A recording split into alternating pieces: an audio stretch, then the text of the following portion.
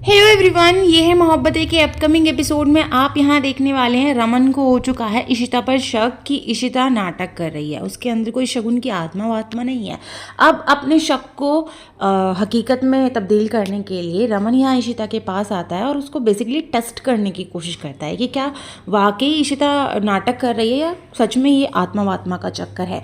क्योंकि मिहिर को इशिता पे शक हो चुका है और मिहिर ने ही रमन को बोला और रमन को अब यहाँ पे इशिता पे शक हो गया है। तो इशिता के रूम में आता है जहाँ पे इशिता प्रेस वगैरह कर रही होती है कि आके कहता है कि शगुन। तो इशिता कहती है कि क्या शगुन शगुन लगा रखा है, मैं शगुन नहीं हूँ, मैं इशिता हूँ। बट रमन यहाँ बार बार उसको इंसिस्ट करता है कि वो शगुन है और शगुन के पास रमन वापस आ गया है इशिता को छोड़ करके। लेकिन इशिता कुछ समझ नहीं पा रही है। हालांकि इशिता को लगता है कि रमन को उस पर शक हो चुका है क्योंकि अभिषेक, प्रतीक और इन सब ने पहले ही सोच लिया है कि रमन को इशिता पर शक हो गया है। वो इतनी आसानी से नहीं मानेगा कि इशिता के अंदर शगुन की आत्मा है। अब इशिता यहाँ कहती है कि अगर सच में रमन जो है मुझे टेस्ट करना चाहते हैं तो मुझे इस टेस्ट में खरा उतारना है। अब रमन यहाँ फिर से आता है इशिता के पास में और फिर से उसको शगुन शगुन बोलता है और तो और वो उसके लिए विस्की भी लेके आता है। विस्की का कोई फ्लेवर है बटर स्कॉच वगैरह, वो लेकर के यहाँ आता है। तो अब यहाँ इशिता भी भाई शगुन बनने की पूरी पूरी एक्टिंग करती है कि वो शगुन है और रमन के साथ बैठ करके बटर स्कॉच पी लेती है। बट यहाँ कोशिश करती है कि वो पी ना पाए, इसी के चलते वो खांसी का नाटक करती है, जिसके चलते रमन यहाँ पानी लेने के लिए जाता है और इशिता नज़र बचा करके जो विस्की होती है उसको पीछे फेंक देती है खिड़की से बाहर और कहती है कि बटर स्कॉच रमन मेरी फेवरेट, मैंने पी ली। अब भाई बटर स्कॉच तो कभी भी शगुन ने नहीं पी है और अचानक से उसकी फेवरेट कैसे बन गई। तो भाई रमन बेसिकली यहाँ जो करना चाहता था वो क्लियर हो चुका है कि इशिता नाटक कर रही है। रमन को तो अब पर्पसली यही लगता है कि इशिता अगर ये कर रही है तो कर क्यों रही है। अब रमन यहाँ उससे कहता है कि उसे शगुन के हाथ का बटर चिकन बहुत पसंद है। तो अब इशिता यहाँ चली जाती है बटर चिकन बनाने के लिए, क्योंकि इशिता को ये लगता है कि जो जो रमन कह रहा है वो सब सच है। अब रमन यहाँ कहता है कि बटर चिकन। रमन को यहाँ गुस्सा आ जाता है। वो पहुँच जाता है डिनर टेबल पे जहाँ पे इशिता उसके लिए बटर चिकन सर्व करती है और तो और पराठे भी बनाती है।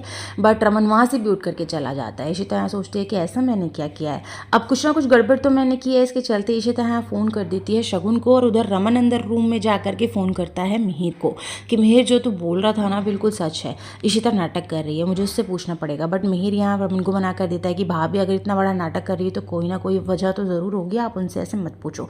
वहीं शगुन इशिता को बताती है कि बटर स्कॉच तो उसे कभी भी पसंद नहीं थी और रमन को बटर चिकन उसके हाथ का कभी भी पसंद नहीं है क्योंकि वो अच्छा नहीं बनाती है। उसके हाथ की काली दाल पसंद है। इशिता कहती है काली दाल तो कभी घर में बनती नहीं है। तो यहाँ पे शगुन कहती है हो सकता है रमन को मेरी याद दिलाती हो इसलिए इन लोगों ने बनानी बंद करती हो, बट उसे मेरे हाथ की काली दाल पसंद थी और बटर चिकन खाना होता था उसे तो मम्मी जी से बोलता था। अब भाई इशिता और शगुन दोनों ही परेशान है कि भाई इतनी बड़ी गलती हो चुकी है। अब रमन को तो यकीन दिखाना बहुत ज़रूरी है कि इशिता के अंदर शगुन की आत्मा है, वरना सारा प्लान फ्लॉप हो जाएगा। इन लोगों को कैसे पता चलेगा कि सिमी अशोक से क्यों मिलती है और बेसिकली अशोक के साथ है कौन। उधर भाई यहाँ वंदिता के लिए स्यापा खड़ा हो रहा है क्योंकि कुछ स्टूडेंट्स हैं जो वंदिता के खिलाफ जा रहे हैं क्योंकि वंदिता ने उनको कम नंबर दिए हैं जबकि सूरज ने क्लास में टॉप कर दिया है। अब भाई अधेड़ उम्र का मानस जो है क्लास में टॉप कर दे और जो बच्चे बच्चे से स्टूडेंट हैं ये कम नंबर के साथ रह जाएं तो इन लोगों के दिमाग की घंटी बज रही है कि आखिर ऐसा क्यों हुआ। यही सोचते हुए पहुंच जाते हैं वंदिता के पास कि हमारे पेपर्स दोबारा से चेक करो, हमें हमारे पेपर्स दिखाओ, इतने कम नंबर आपने क्यों दिए। वंदिता को गुस्सा आ जाता है कि घर में आके हंगामा कर रहे हैं, तुम लोग यहाँ से निकलो, और जिसको जितने नंबर मिलने चाहिए थे उसको उतने ही नंबर मिले हैं। मैंने कुछ भी ऐसा नहीं किया है, तुम लोग कभी असाइनमेंट कंप्लीट नहीं करते, कभी क्लास में नहीं आते, होमवर्क नहीं करते और तो और पेपर में भी कुछ नहीं लिखते और मुझसे उम्मीद करते हैं कि मैं इन्हें मन चाहे नंबर दे दूँ। कैसे। अप्पा यहाँ शोर शराबा सुन करके बाहर आते हैं बट वंदिता उन्हें मना कर देती है कि अप्पा आप अंदर ही रहें और इन लोगों को मैं ना हैंडल कर लूँगी। अभी यह भल्ला परिवार बैठ करके नाश्ता कर रहा है जहाँ इशिता इंसिस्ट कर रही है रोमी को कि वो एक और पराठा ले ले बट रोमी मना कर देता है। अब इशिता समझ तो गई है भाई रमन के दिमाग में कुछ ना कुछ खटक रहा है, रमन को पराठा देने की कोशिश करती है बट रमन जो है वहाँ से उठ करके चला जाता है। हालांकि संतोष ही कहती है रमन बेटा तूने तो कुछ भी नहीं खाया, रुक जा, बट इशिता कहती है कि आप परेशान ना हो मम्मी जी, मैं इनके लिए हैवी लंच पैक कर दूंगी। और नीलू से कहती है कि काली दाल मंगवा ले, काली दाल खत्म हो रही है। अभी घर में आती है और रमन से पूछती है कि रमन क्या हुआ, उसे टाई भी देती है कि वो टाई पहन ले बट रमन कहता है तुम्हें पता है कि मैं टाई नहीं पहनता और आज प्रेजेंटेशन मिहिर देने वाला है। तभी यहाँ पे आपको देखने को मिलेगा कि अम्मा आई है, मिसेस सैयर आई हैं, एक बाबा तांत्रिक को लेकर के आई है क्योंकि भाई आज शगुन की चुड़ैल उड़ैल आत्मा आत्मा का चक्कर चल रहा है। तो बेसिकली बाबा तो आएंगे ही भाई भूत भूत भगाने के लिए। हालांकि सभी लोग मना करते हैं कि ये सब मत कर, रमन दिखेगा तो पागल हो जाएगा। बस मिसेस अय्यर कहती हैं कि कोई कुछ नहीं कहेगा, ये एक बाबा हैं जो कि बचा सकते हैं मेरी इशिता को। हाथ जोड़ करके सबसे विनती करती है और भाई बाबा बाबा यहाँ लग जाते हैं अपने काम में, इनके सोफे वोफे हटाने लगते हैं, हॉल को खाली वाली करने लगते हैं, कोई पूजा वूजा ये लोग करने वाले हैं। मिहिर भी आता है, मना करता है, बट कोई भी मानने को तैयार नहीं है।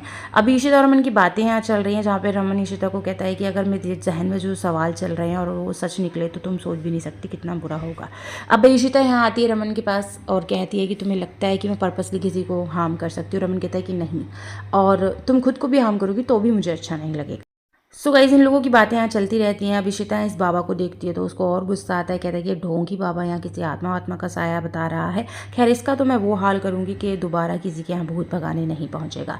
वेल गाइज, अब यहाँ ये बाबा कहता है कि भाई इसी औरत के अंदर आत्मा है, सब हट जाओ, सब हट जाओ। इशिता को ये लोग सामने ले आते हैं क्योंकि इशिता को तो वैसे ही गुस्सा आ रखा है और इशिता कुछ देख भी इस बाबा को ऐसे रही है कि भाई ढोंगी बाबा मेरी फैमिली को हार्म करने के लिए आ गया है। वहीं इशिता को समझ में आएगा, उसको यादें आएंगी कि अभिषेक और प्रतीक ने उसे बताया था कि मिसेस सैयद किसी बाबा बाबा को लाने का प्लान कर रही है। वो चीज़ यहाँ याद आएगी तो इशिता यहाँ सोचती है कि चलो ये बाबा हो गया वो भी ठीक है, इसके मदद से मैं कम से कम इन लोगों को यकीन तो दिला पाऊंगी कि मेरे अंदर शगुन की आत्मा है, पर इस बाबा को मैं छोड़ूंगी नहीं।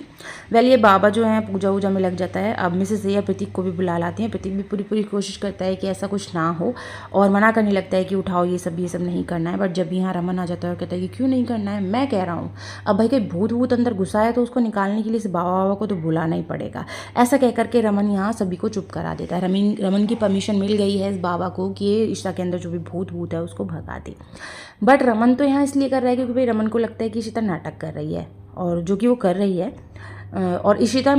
और इशिता मन ही मन में सोचती है कि भाई उसे जो रमन को प्रूफ करना है कि उसके अंदर शगुन की आत्मा है।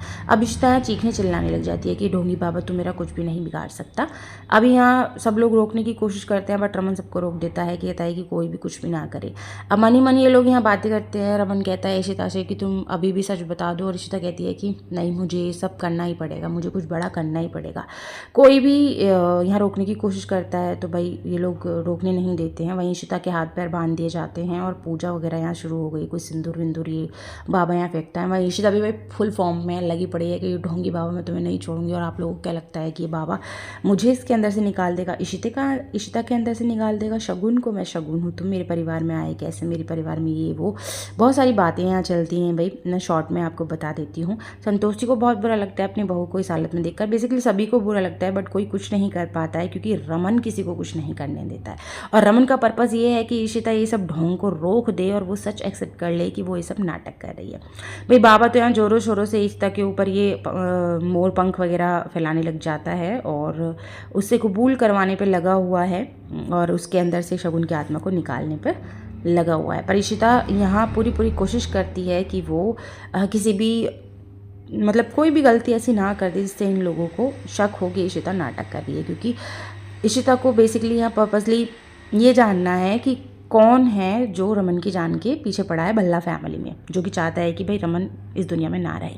तभी यहाँ शोर शराबा सुन करके मेका आती है और पूरी कोशिश करती है रोकने की। रमन को समझाती है, मिहिर को भी समझाती है, लेकिन मिहिर यह कहता है कि वो कुछ भी नहीं कर सकता है क्योंकि रमन भाई ने परमिशन दी हुई है। कोई भी मेका की बात नहीं मानता है।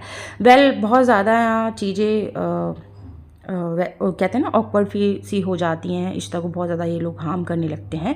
तो यहाँ पे प्रतीक और मेका दोनों ही आकर के इशिता के हाथ खोल देते हैं। अब भाई इशिता किसके कब्जे में आने वाली है? इशिता ने उठा लिया है चाकू और सबसे पहले वार इस बाबा पे ही करती है। अब ये ढोंगी बाबा की असलियत तो सबके सामने आ गई। ढोंगी बाबा कहता है कि भाई सच में इस लड़की के अंदर तो भूत है, आत्मा है, जो कि पूरी तरह से गुस्से में आ चुकी है, निकलो यहाँ से निकलो। अब इशिता तो बाबा को यहाँ चाकू के वार से डरा करके भगा देती है। अब रमन को भी यहाँ लग जाता है कि सच में ही इशिता के अंदर शगुन है।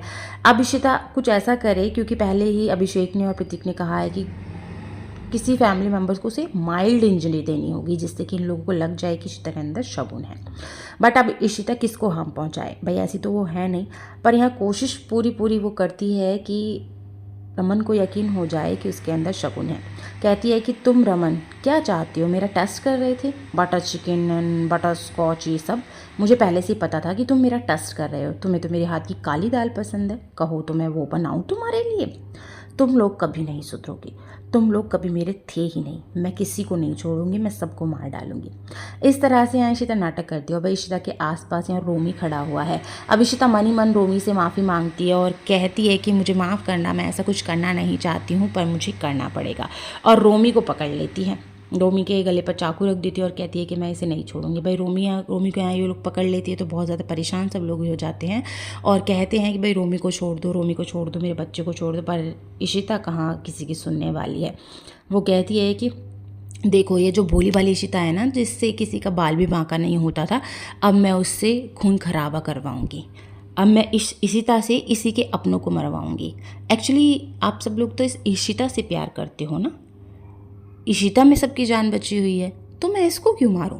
मैं इशिता को ही मारूंगी। अब भाई इशिता अपनों को तो हार्म नहीं कर सकती है, बट वो यहाँ पूरी कोशिश करती है सभी को यकीन दिलाने की और अपनी कलाई काट लेती है, जिसके चलते रमन को यहाँ पूरा यकीन हो जाता है कि भाई उसने इशिता को टेस्ट करके गलत किया, उसके अंदर वाकई शगुन की आत्मा है और शगुन की आत्मा को उसने भड़का दिया है। अब इशिता तो अपने खेल में यहाँ कामयाब हो जाती है। खैर बेहोश हो जाती है क्योंकि भाई हाथ में इतनी बड़ी इंजरी कर देती है, खुद को हार्म कर देती है। वहीं मिस्टर प्रतीक जो है सोचने पर मजबूर हो जाते हैं कि ऐसी इशिता जैसी औरत तो उसने कभी देखी नहीं है जो कि अपने परिवार से इतना प्यार करे, किसी और को हार्म करने की बजाय वो खुद को हार्म कर रही है। ये सोच करके प्रतीक जो है थोड़ा शॉक्ड यहाँ हो गए हैं। मैं मिलूंगी नेक्स्ट वीडियो में, तब तक के लिए बाय बाय।